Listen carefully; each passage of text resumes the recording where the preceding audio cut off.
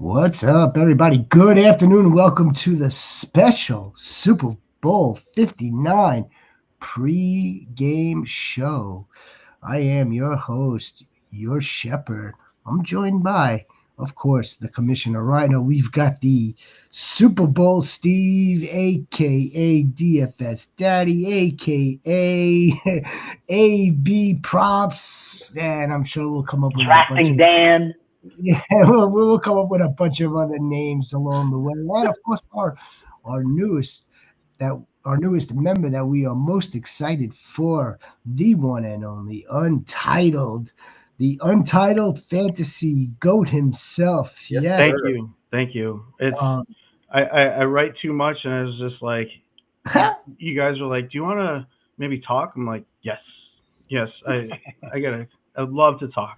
Thank you for having me. It is a privilege to be in the goat house, like with some great minds and just crunch some ball. Love ball. no. The pleasure is all ours, man. We're again excited to have you, and yeah, man, this is a growing project, growing channel, and yeah, I think it's a testament of sorts that we're adding content producers to the show to provide the goats with just like fire information, man. We need to keep Sniper Mel's championships coming 2025, 2026, and on. But right now we are celebrating February 9th, and it is Super Bowl day. I figure we'll get into the predictions, the takes for the game. We'll go around this room and offer that up. We'll get into some prop bets. I'm sure AB's got some fire props that are sure to hit. I've got a couple. They're not that fiery. All right, they're just like the low hanging fruit. Like, yeah, this is definite. All right, like there's no way around it. It's probably negative money, still, minus money, not plus money. But yeah, it's just like, okay, like you want to at least like cash some bets. I got like one or two of those. That's easy. Yeah, I did some last night too. It's the first time I've ever done it too. So I'm kind of excited for where it is. Now would probably be a good idea to just send our typical PSA. Bet only what you can afford to lose, folks. And it's a serious statement. And it's not one that I came up with myself. It's one that comes directly from like the NFL and I'm sure whatever collaboration that they came up with. So Sniper Mel's got her whistle and flags ready to go. Yeah, you know what? So do I.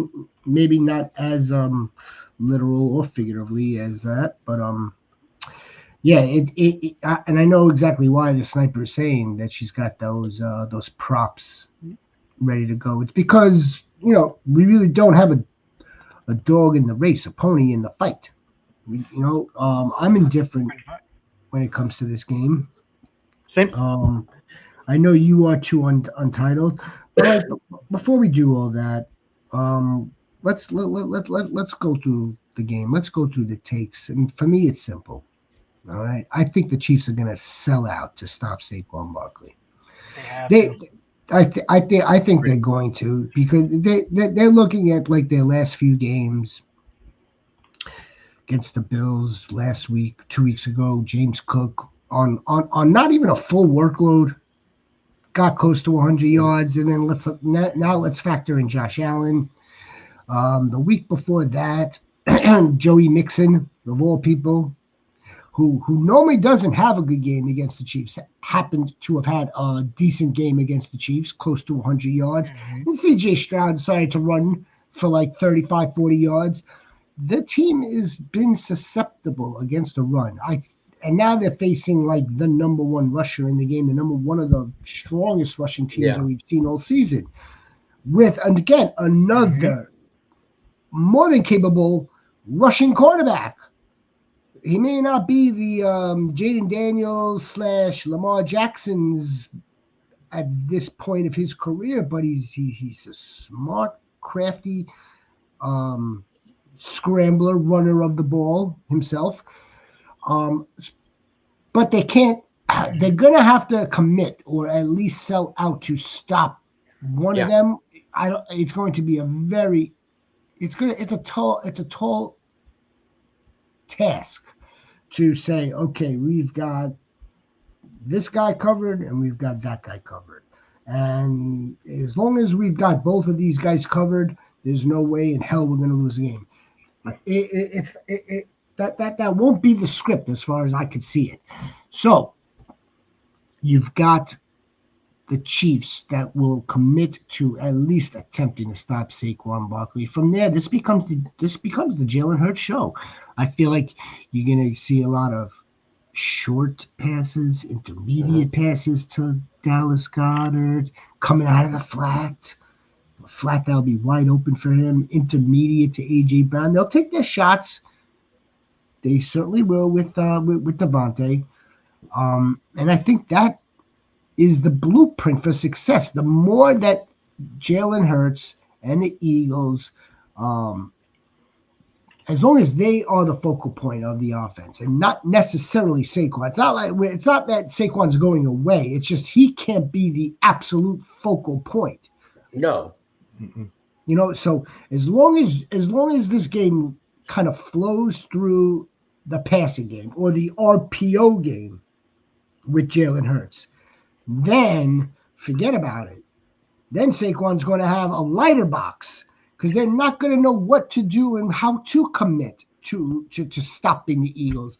And I think, or I believe, that's the way the Eagles will win this game. I'd like to see them win. I believe that's the way they are going to win this game. And then the Chiefs will win this game. So, I mean, that's just the way I see it. I'll give you my predicting score at the end of the show. You know, I'm going to leave the score out for now.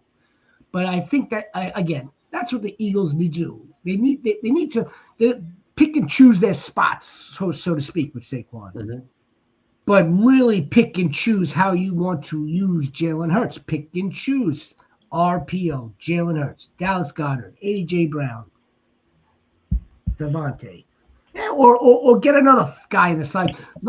I guarantee you we see a Johnny Wilson or a Johan Dotson at some point in this game coming up with a catch. I don't know, it'll be in a second quarter or kind of like a desperation fourth quarter heave.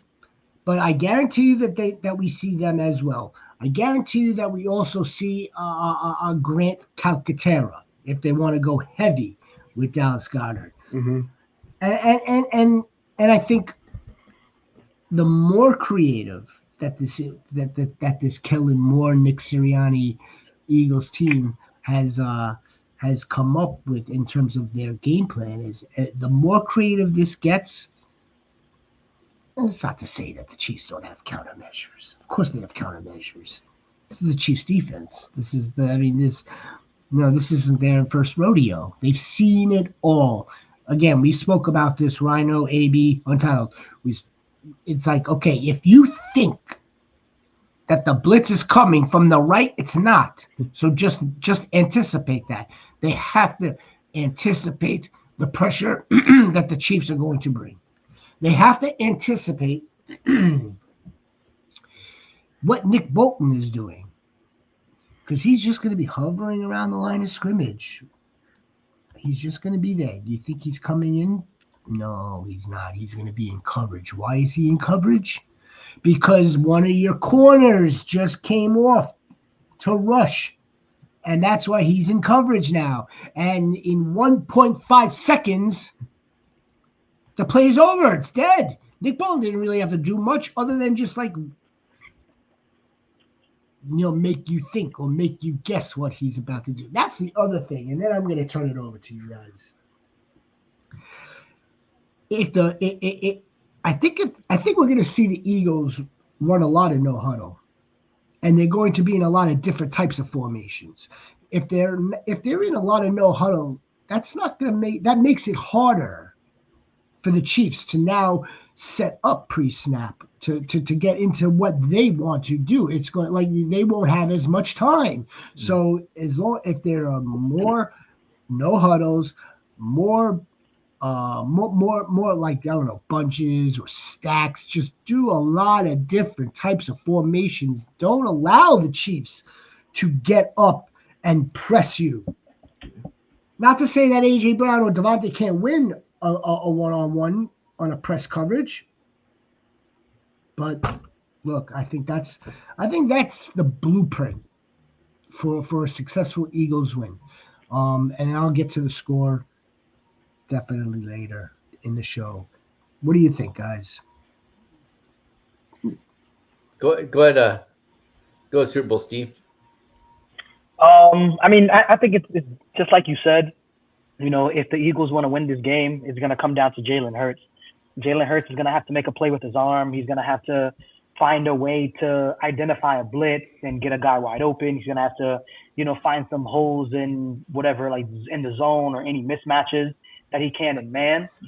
I think that Saquon is going to be used as a decoy this game. Like, I think that he'll still get some yardage, but I think they'll lean on him early to get the running game started, to make the Chiefs defense commit to the run game. And then, you know, the Eagles will start taking some shots. Smitty might get a one-on-one. A.J. Brown might get a one-on-one against somebody on the outside. So, like, they'll be able to get a big play like that. The Chiefs defense is very susceptible to tight ends. So Dallas Goedert is probably going to have some good mismatches against one of their young safeties, if not Justin Reed. I personally think that this is one of those games where Andy Reid is the one that's going to empty his clip. Like, I think Andy Reid is going to find ways to run some play from like the 2002 Super Bowl or something like that. Or like he'll run like, Travis Kelce wore a hat from, I think, like the 1980 something Super Bowl where Andy Reid was on like one of the coaching staffs. And I think that Andy Reid is going to run one of the plays from that game to score a touchdown. I love it. Is there a prop for that? Like, that'd be great. I have no clue. I have no clue. But I know, like, Andy Reid is the type of sick person to do something like that. Oh, yeah. Like, he's that person to do something like that in a Super Bowl game. So, like, I'm fully anticipating that Andy's going to take advantage of the Eagles' young corners. The over-aggressive DBs like Chauncey Gardner-Johnson. Like, he's tough, and he's a very, like, really good player, but he also gets overly aggressive at times. So, like, he'll try and, like, jump certain routes, and he'll try and, like, you know, he'll fall for a double move or something like that. So I think that Andy's going to draw it up so that, you know, the vets in the defensive backfield will have to communicate with the corners, and they won't be able to get all the communications, you know, down right. And I think that they'll take advantage. I think this is going to be one of those classic Pat Mahomes comes out, throws for 250-ish, 260-plus yards, 2 TDs. Because even last week, he only threw 1 touchdown, even though he rushed for 2. Yeah. But he only threw 1. So I think that, you know, this is a good bounce-back spot for Patrick Mahomes. I'm not betting against the Chiefs. The 2 times that I bet against the Chiefs, I ended up regretting it. We lose. So, I'm not betting against the Chiefs anymore. We lose. That's why I ended my my take with, look, I believe the Eagles could win. I'd like to see them win. The Chiefs are going to win, because whatever we're laying out, whatever we're presenting amongst ourselves, or the tons of other content that I've heard over the last, you know, I guess week, maybe more than a week leading up to this game. If we're all predicting this, if we all say to ourselves and to one another, that's a great idea. Oh yeah, they should definitely do that. Oh, if they only did this, we'll only do that. The Chiefs are on top of it. The Chiefs are on top of it, and it'll be something that we haven't seen or done or thought of, and that's what makes them, you know, uniquely, is an understatement, qualified, now going for their 3rd Super Bowl in a row. They're 4th in as many as, 5-6 years, AB? We were talking about this a little night. We're crossing up which year the Chiefs are in Super Bowls nowadays. Because it seems that they are in this position now for damn near a decade. So I mean, they just hosted their 7th AFC Championship game in a row. That's crazy. 4th Super Bowl in 5 years, and the only reason why they haven't been in 5 straight Super Bowls is because of Tom Brady. Yeah. I mean, that's the truth. What's your take on title? And I'll go. I have a couple of just key takeaways from the game that, I mean, there's not really anything here that's anything new that we've seen, and some of it's been touched on, but just one of the reasons why I feel like, I mean, I have KC, but it's just they know the path to get there, and in terms of they make some of the best halftime adjustments. Like they come out of the locker room and you just see how many times have I felt like, oh, wow, it's 13-10 or 13-3. I mean, someone correct me if I'm wrong or whatever, and it's like, no, they just get it really going because they make some of the best adjustments. And I mean, Siegs hit on it earlier too, where Philly, a key to their success might be keeping the ball moving. And I think that's actually a key to both teams' success today. If you get hot and momentum, keep it going. Don't allow for those substitutions. Like, it's the substitutions that slow the game down. Everyone gets, okay, yeah, that's your assignment, that's your gap. And it's like the best team at that is Kansas City. And I keep looking at, for what we do, everything like, who's it going to be today? Obviously I got Worthy, just, he's going to get his, but it's like Hollywood, maybe even P. Ryan, Juju Smith-Schuster's snap percentage went up like almost 20% in the AFC Championship game from the divisional game. I just feel like they know they have a litany of weapons to get it done, and they know when to get it done and how to. But a way that Philly can combat it is they could at times, like they're going to be really dialed in on Saquon, like we were saying, but they have weapons too. If they find that mismatch with Devonta, take that deep shot. But if it's looking like, okay, KC's got the run coming, they're planning for the run here, kick it out to the outside with Goddard with a screen and see if he can just plow down the sideline for, a 56-yard scamper or a score on there. And it's gonna come down to, in my opinion, like probably one of the last couple of possessions that just how we've seen it go down the last few weeks and times just eked out. Both teams are really just like they're deadly. Obviously, that's why they're here. But yeah, I got KC coming through, and I hope Philly makes it a game for them. I don't hate success, but I just want to see a great game. Yeah, I think to touch on what a lot of you guys already said, I think he's gonna come up with the Spagnuolo and Reed or Kellen Moore or Fangio, whoever makes the adjustments mid-game, not at halftime. That's better. I give that edge to the Chiefs because they could do adjustments at a given. I don't think Kellen Moore really can. And, I don't think he can. Fangio can, but I don't think Kellen Moore can. And I think if the Chiefs make, I guess, herd Barkley into the middle and force him to run through the middle and not on the edges or in between the guard and the tackle, they'll have a better chance of stopping him. Because the one thing that once he hits that edge, he's gone. Bam. Bottle him up. Yeah, ball him up. And I think it's going to be, we could talk about Devontae and AJ Brown and Worthy and Kelsey, but I think it's going to be a secondary or or secondary person or third person. Whoever's open. Different. We talked about it last night about Damian Williams. He came out of the blue, right? And then we expected that game from him, but 5 years ago, 6 years, whatever it was. Yeah. I mean, he almost won Super Bowl MVP. Yeah. You guys said it last night. Who's going to score? That's what we should all be looking at. Like, and I mean, it really, that plays into all the lineups and props, but really though, how is this going to go back and forth? And it just, I can't get past the favors Chiefs. I mean, it could be the Justin Watson. Exactly right. Yes. Yeah. Yeah. It could be like Johnny Wilson or Johan Dotson. That's going to be the difference. That's going to be the difference. X factor. Whoever's non-primary player, non-stars show up. Yeah. Yep.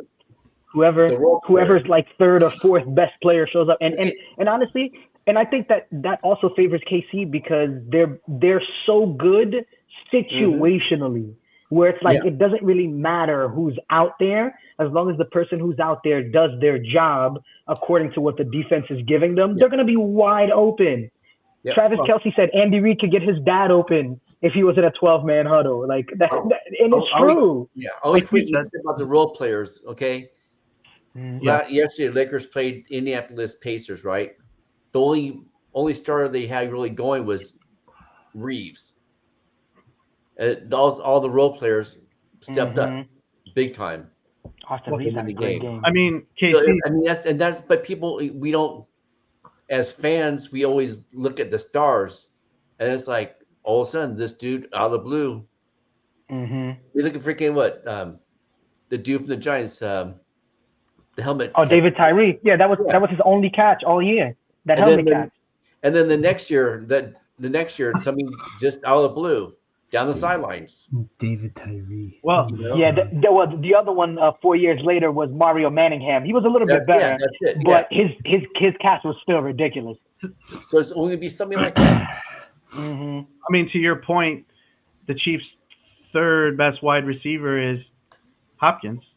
And and that's what we were saying last night. So there's a star that is a role player that knows how to actually be a killer in the red zone or end zone, but his snap percentage went down like almost 15% from the divisional to the wild card. I'm just talking; those are different games, different game scripts.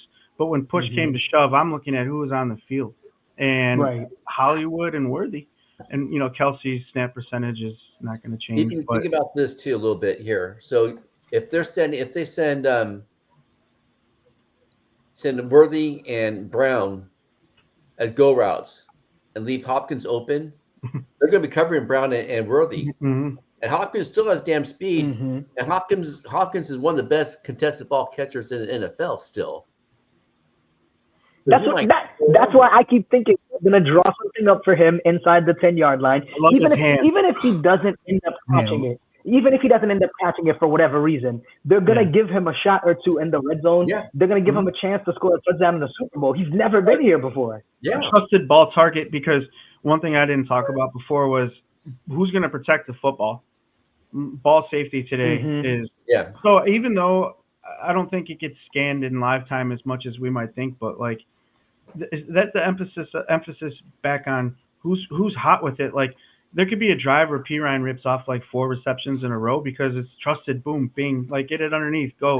And it's like they have so many guys that can step up and do that. And at the same time, if they have a planned play, they can pick a star to make an impact play.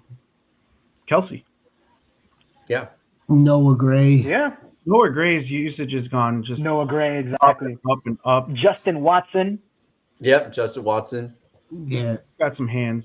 So he's a good tactical route runner. Just real, like that ball's in the air before he's making the last break on his final cut, and it's there as he's cutting, and it's like, oh, I love it. Like he's a good little route runner. I don't expect him to step up. I love all these guys too much. The Chiefs have a lot of weapons. The one weakness that the Chiefs do have though is their O-line. A lot of different line is better than Chiefs O-line. Some combinations. But I don't think that that's as much of a weakness as people think that it will be because their center is an all-pro center.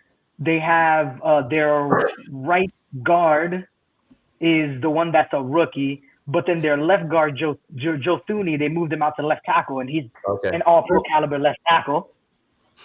So, like, I think they'll probably have to worry about, the guys coming from the inside. But then again, that's where, like, Mahomes' ability to escape pressure and buy time and, throw the ball at the last second and get a flag, like, things like that. Like, the little nuances and little things that he does, that helps mitigate some of the offensive lineman issues. And even if you think back during the Super Bowl that he played against the Bucks, where his line was much worse than this line right now, he still gave them a chance.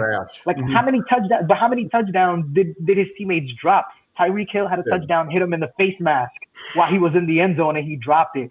Mahomes threw a pass parallel to the ground. It still made it to the end zone and that was dropped. So it's like, all you have to do is just give him a little bit of protection. He usually makes the rest happen with his leg. And that's the other like big advantage that the Chiefs have. They have the best quarterback in the NFL on their team. They got to blitz that rookie O-lineman today really hard.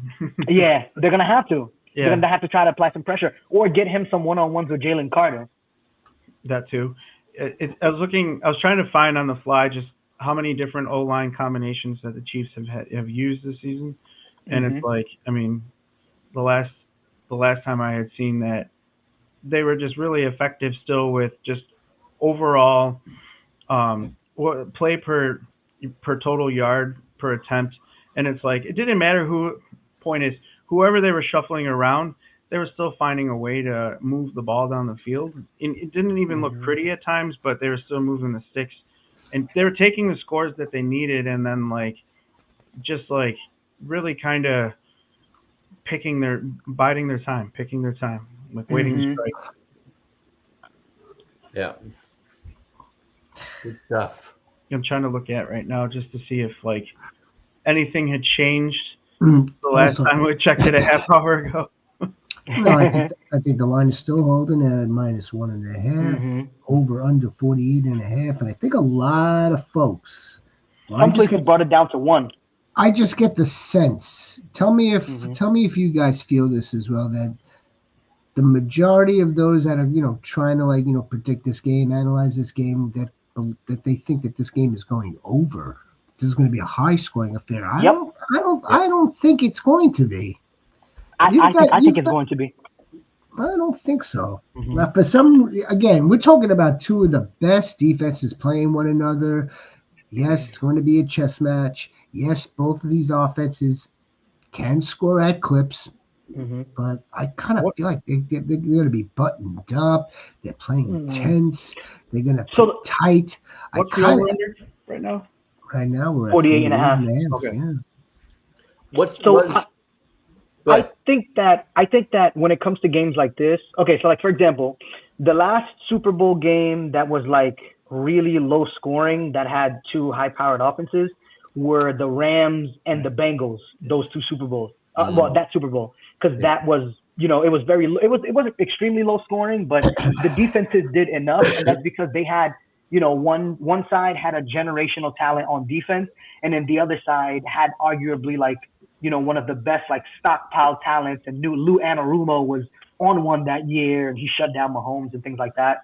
So I think that when you look at how the games were played going up until the Super Bowl, then you can kind of gauge of what the point total is going to be. Whereas these two teams have been in shootouts from the time that the playoffs began. So I think that these defenses, you can score against these defenses if you've done your homework, depending on, what kind of plays you draw up. And I think these two offensive coordinators, these two play callers, they're the two best in the league right now at creating points for their offense. It's they have monstrous weapons on offense, guys that can create mismatches.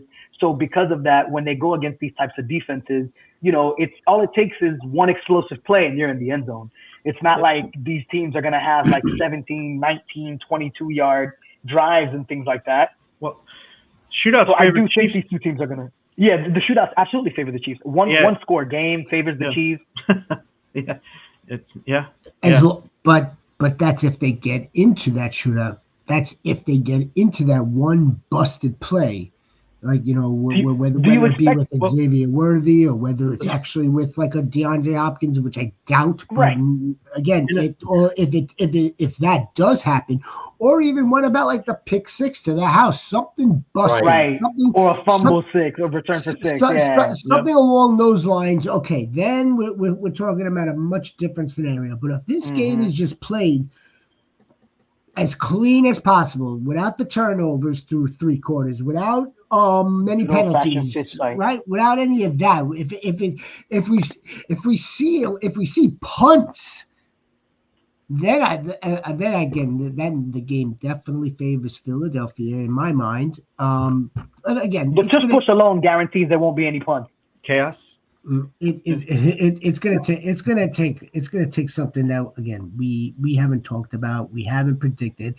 It's going to take something else, or maybe it won't actually. Maybe it'll just take some of the things that we're saying, like, look, if the Eagles absolutely execute this game plan where they are causing the Chiefs to not know exactly what is taking place with this offense, if they are on their heels, if they are or if they can't fully commit to stopping the run and loading up the box, and now they have to put an extra man in coverage.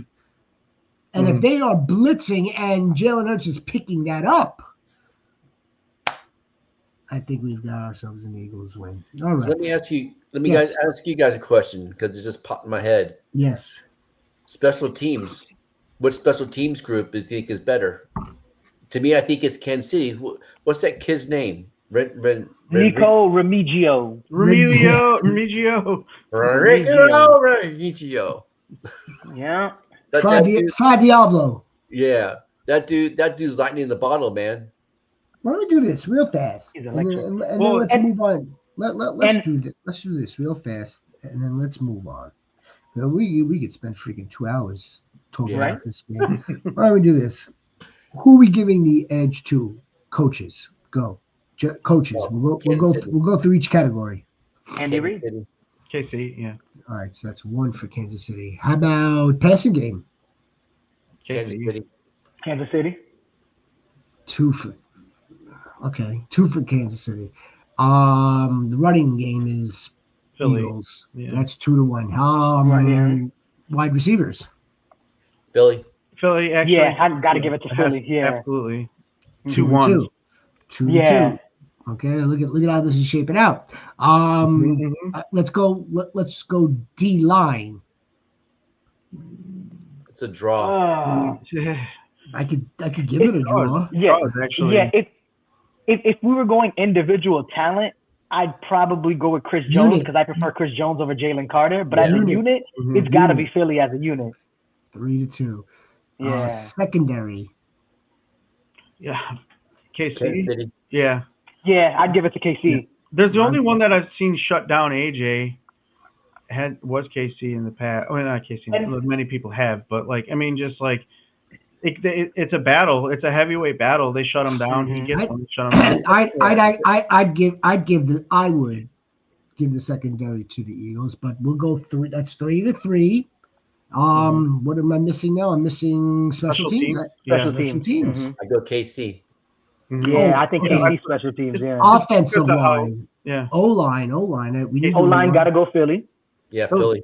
Yeah. That's 4-4. 4-4. I mean, realistically, like this game is gonna come down to whoever makes the best decisions. That's what it's gonna come down to. Because talent-wise, they're pretty even. There's a reason. Why these two teams are in the Super Bowl. Yes. But it's gonna come down to let's say for example, if KC manages to stop one of the tush pushes and they get the ball as a turnover on down, that's like stealing a possession from the Eagles. So it's gonna be things like that. It's gonna be who's gonna draw the best blitz on 3rd and 3, or on 3rd and 4 and force a punt or something like that. So, someone asked me earlier this week, it was Hurts versus I forget who it was, maybe Dak or someone, and it was they're who was better? And I said, just it's got to be Hurts because of the amount of total touchdowns that run through him. And they said, well, then I ask you, is just because of the tush push? And I said, no, it definitely factors in. And then they're like, well, could anybody run that? And I was like, well, yeah, anyone can run it to a degree of effectiveness. They've just perfected it themselves, where it's just they're the inventors, the innovators, the creators of it. And so much of that runs through Hurts. And it's just it is going to come down to the one thing that I couldn't pick apart right there was the interior linemen for the defenses. I just think that's where the game's won in the trenches. Come on. So I could have been wrong about all of those things, or right, or it's just two great teams splitting hairs here. Right. Yeah. I love it. Yeah. Exactly. And one of the reasons why it works for Hurts so much is because one, he's on the shorter side. He's 6'1". So he's not this giant 6'4", 6'5" quarterback, and he squats 600 pounds. So it's so that's his superpower. And I remember someone was asking somebody on like Colts Twitter was asking how come the Colts don't run the tush push with Anthony Richardson, and I'm like, because Anthony Richardson is a different animal. Like Anthony Richardson is a guy that has to like pick up speed, and then he becomes a boulder that's hard to tackle. Whereas Jalen Hurts, because he squats 600 pounds, all he has to do is just get into his form and then lift with his legs. That's it. Two totally different athletes. Where I mean, Richardson curls out, and he's actually. Hurts, he's running. Richardson, he could zip it too. Right. Here's another factor, and I'm glad that Mel said that the tush push could win it, and we're talking about that, and we're talking about this play. But here's the thing that we may not be anticipating. When it's 3rd and 4, the Eagles don't necessarily have to pass on 3rd and 4. They're gonna run the ball. They could run this tush push knowing that they're doing it again a second time. So this tush push is going to be a huge factor, I think. And it's going to be difficult. Well, it's difficult for any team to stop it. So the Chiefs aren't in another class that could just stop this play. It's just it's a play that cannot be. It has been stopped though a couple of times. It's more successful than it is not. Of course, yeah, absolutely. But in a Super Bowl game, all you have to do is stop it on 1 or 2 4th down. So I feel like we could actually see this play on 3rd down, knowing that. But even so in retrospect, think about it. Right now, if let's say for example it's the 2nd quarter, Philly is up by a touchdown. It's like 7-4. It's like 14-7 or something like that. It's 4th and 4. They run the tush push, right? Let's say KC gets enough of a push where now it goes from 4th and 4 to 4th and 2 because they only got 1 or 2 yards out of it. And then now, let's say they try it again on 4th down, and let's say we have the Josh Allen situation happen again where you can't really determine whether he crossed the plane or not, and then that's a turnover. Now, if KC gets the ball back in that situation, they not only get momentum, but now they told Philly, like, we're here. We're going to be here all game, and if you guys try and bully us with this play, it's not going to work. Field position then after that just is like, depends on what time and how much time is left. And, actually, there's a situation just being like, just funny about it where how many times we say like, yeah, they're going to run 2 plays, they need 3 yards to get, but they get 5 and it didn't matter anyways. So they only had to run the play once. Right. So, have you guys came across like a tush push prop? Tush push pop? What is that? A prop. Oh, how many times a tush push pop? That's a different category. What is that? TD props. TD props, rushing props. I found one prop that I posted on my Twitter account for a rushing touchdown and a touchdown and a field goal to be scored by each team in each half. Yeah, I saw that. I like that one. Yeah, I like that a lot. Yep. That insinuates that it'd be tied at half. What other props you guys got for us? Well, no, not necessarily. It does like the score itself doesn't really matter. It's just saying like, yeah, as long as they score at least 10 points, if each team scores at least 10 points each quarter. Right. Yeah. I got that one right. I have a Patrick Mahomes. I did mine off drafters. That's what I go through. Patrick Mahomes over 29.5 rushing yards. Jalen Hurts with 255.5 pass and rush yards, and then DeAndre Hopkins over 9.5 longest reception. Nice. I think the only one that could end up like kind of biting you a bit is the Patrick Mahomes rushing yards, especially if they have to go into victory formation at the end of the game. Yeah. Because once those kneels, they're gonna go against his rushing yards. I'm all about the Jalen Hurts anytime touchdown. I got that. Yeah. I'll put a nice amount of money on that and sit back and know that I'll get that money. That's it.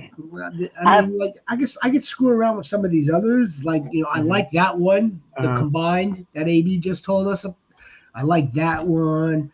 I actually think that the Isaiah Pacheco rush line is low. I understand that he hasn't gotten much work. He hasn't been on the field much. He may still be coming back from his injury, yada, yada, yada. I think that line is low. He could do that in one. Bro. I know I wouldn't be surprised. I completely understand it. That's why I like the Hunt props in terms of Barkley's, he starts off at 60 and 70 and 80, but I mean, there's Hunt. Oh, frozen. Oh, we froze. Yeah. We froze up. Mm-hmm. It's all right. We'll, Yeah, we'll I agree with him though. What he was saying that like I think that Kareem Hunt is more likely to get the volume. Oh, so sure. like his props are the ones like if you wanted to build a nice ladder for today's game, it would probably be on Kareem Hunt. Where you start at like 4, you do like 40, 50, 60. The way I kind of see it, like play out, unfold with Pacheco, I say he gets his attempt. He rips off a nice one on the outside. so he gets like a good first down plus. He gets like 13 or 14 yards. Yeah, they only needs a few other carries from there. The rest of the game, he'll get his 5 attempts for 29, like 24, 27 yards, something like that. Yeah, that's it. It seems low, that's and it's low for a reason. But I do see that for Pacheco. That's just it just caught my eye. I'm like, that seems low. My uncle caught it actually.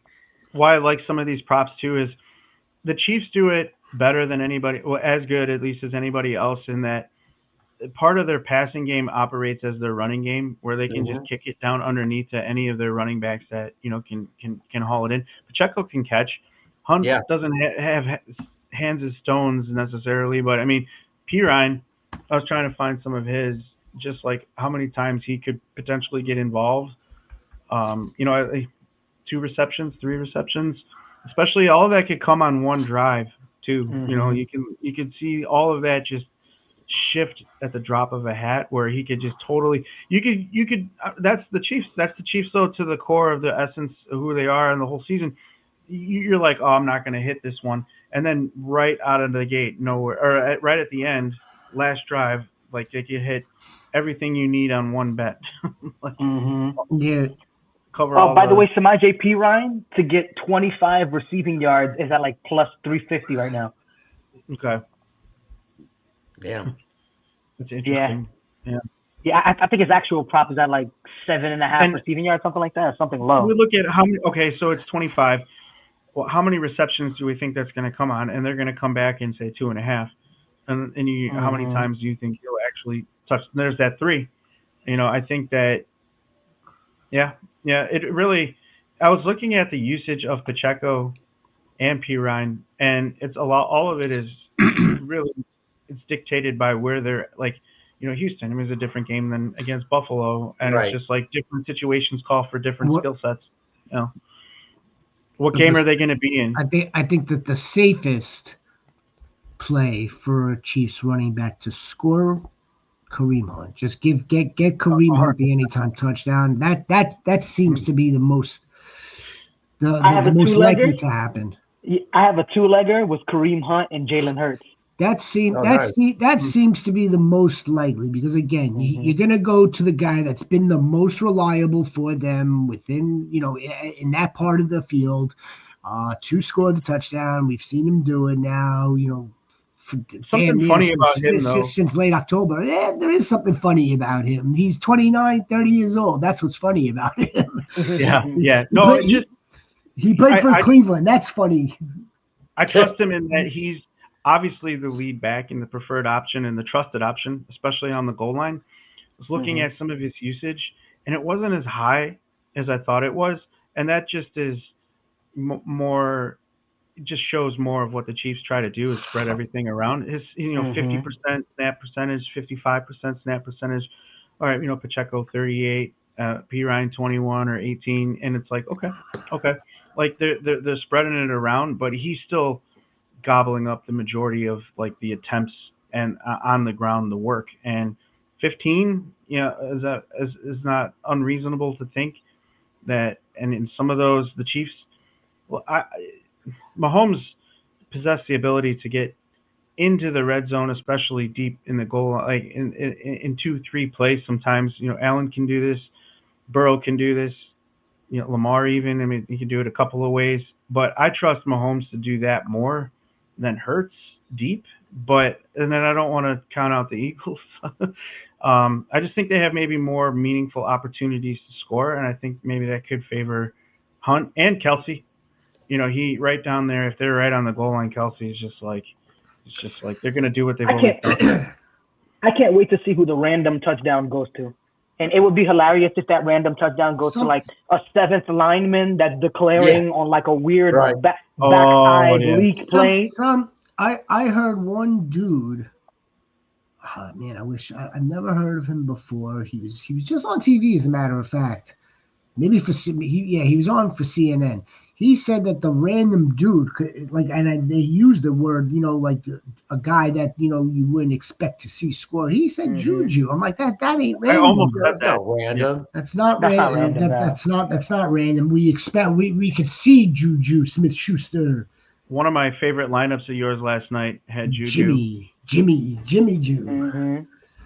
All right, well, folks, let's again, we could talk about this for another 2 hours. Excuse my language, sniper.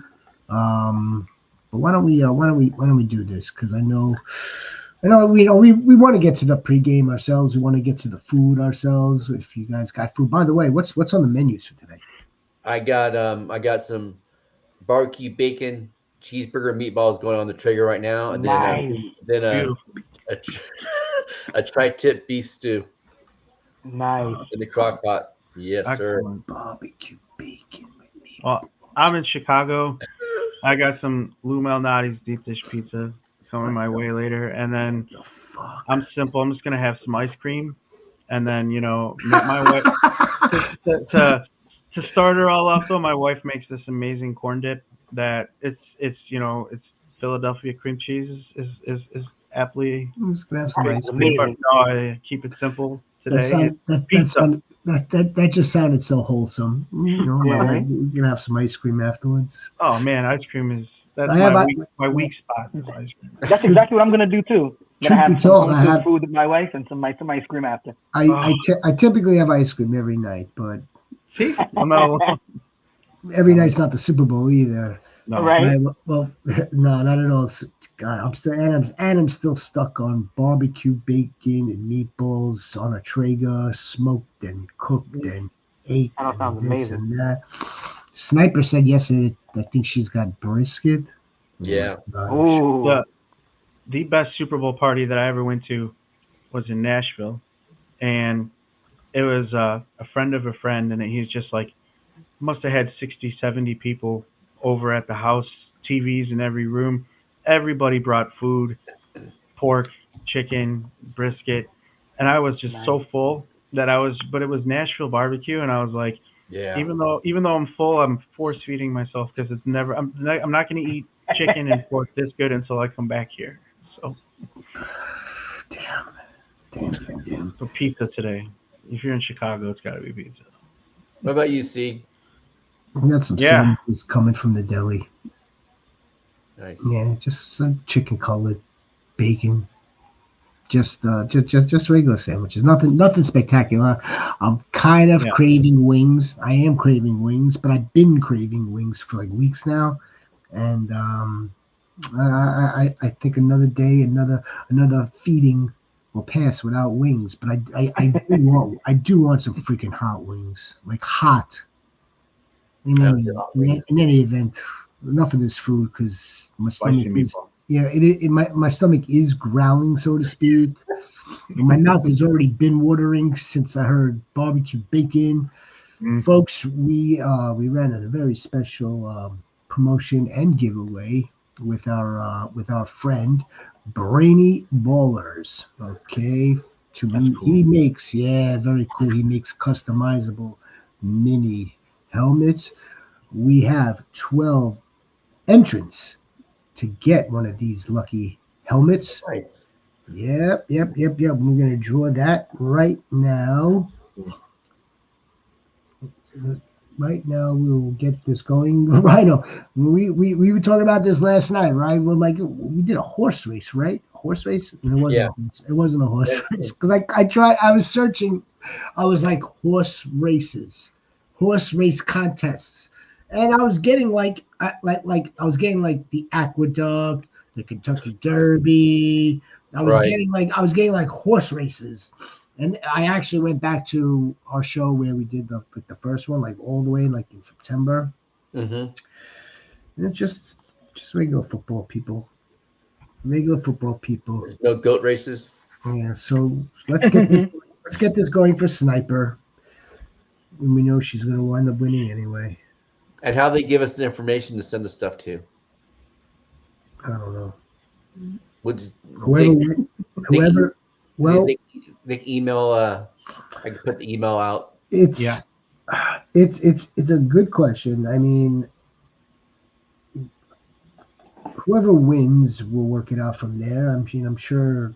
Then I'll just tell Brainy Ballers, okay, this person won. Brainy Ballers will be like, okay, well, as soon as I get X amount of dollars for this for this helmet, then we can begin the process. I kind of like envision it working like that. Are you guys able to see the screen? Yeah. I see them. I wanted to do a horse race, Mel. I don't know why I couldn't find a horse race. It's going to be one of these. It's just people. Shuffle no times. No. Minutes. 1 minute. Seconds per rush. 5 seconds per rush. Speed normal. All right. Start. Good luck.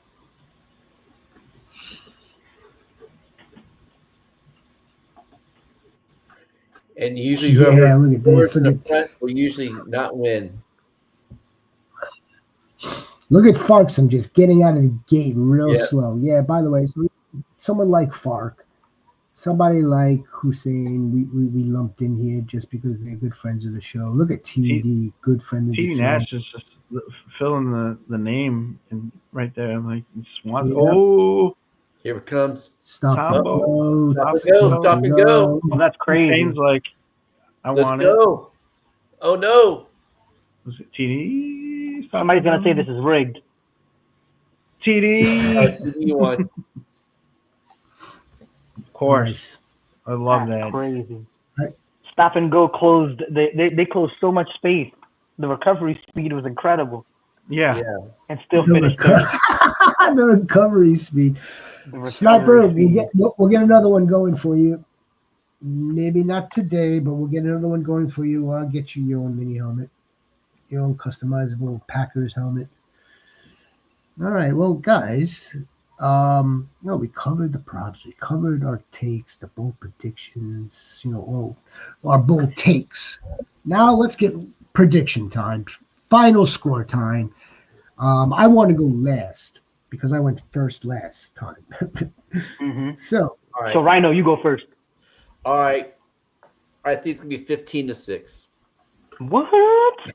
This is what I'm saying. Just kidding. Just kidding. Why? I think it's going to be low scoring. I think it's going to be 33-30 Kansas City. Yeah, I think it's going to be 34-31 Kansas City. Mm-hmm. Yeah. I had 31-28 Kansas City.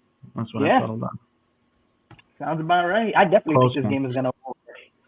I think both of these play callers are just so good situationally and in the red zone, and they both have so many weapons that it's just, I don't think these defenses are going to be able to stop them. I think this game is going to come down to whichever team scores like a non-offensive touchdown or makes a crucial stop. Speaking of all of that, I would like to get some money on the over as soon as I'm done here because of 48.5. Let's go. I'm bucking the trend. I'm bucking the trend. I want to go 26 Eagles, 220 Kansas City Chiefs. Under. And that would be under. That hit the under. Mm-hmm. I think that's the way it's going to go. Again, my heart, again, the proverbial heart is with the Eagles today. I believe that there is a path for them to beat this Chiefs team. And on tomorrow's show, 8 o'clock for the Super Bowl reaction, we will be talking about how the Chiefs three-peat. Yep. It's as simple as that.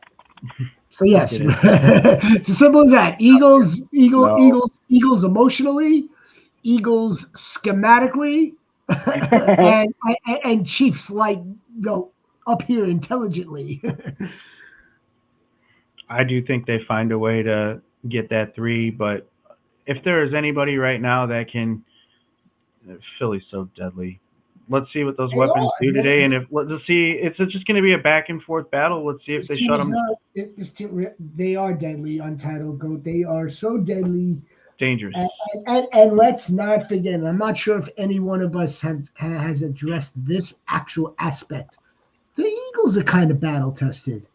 This isn't their first rodeo. They've kind of been here. They've been here before. They shouldn't be skittish. Not these guys. This game shouldn't be. It's a different team. It's a different team from the original team. A handful of I'm not talking about the 2017 Eagles. No. The 2022 Eagles. Yeah, there's only 15 players from the Eagles team, from this Eagles team, from the 2022 version of their Super Bowl team. The Chiefs have more returning players than the Eagles do. 15 is a good number. I'll go with it. It's a good number. I'll go with 15. I'll be happy. I'm damn happy with 15. The Chiefs numbers are like 32. Give me 2-3 leaders out of that 15.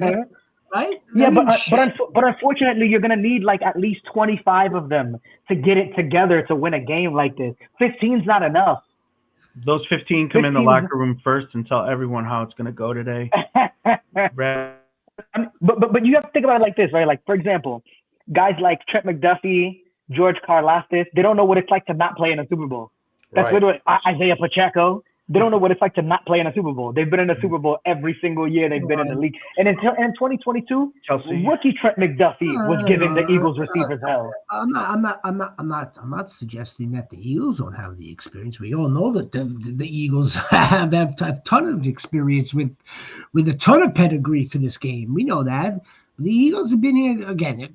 Give me a few of them for Christ's sake. That's all I'm asking for. I don't even need 15. Just give me a handful. Can they shut Saquon down? Definitely the quarterback. That's it. Mm-hmm. And every lineup that I set and everything that I did hinged so much on Saquon. Or if I didn't have him, I didn't win in any DFS the last 2 weeks. And that's why I didn't even touch Saquon's rushing props, because I'm like, I have no idea how it's gonna go. Like he could easily rush for 197 yards. Like he could easily rush for 60. Of course, he's going to get 60, right? Right. We can assume, because his prop is set at 110, so we can assume he'll at least get 60. Yeah. On the Drafters website, they had like his, I guess like a gimme prop, which was 0.5 yards for Saquon. He's going to get his touches, though. We know that's that. That's a promotion, though, right? Yeah. That's like you're doing that with something else, I think.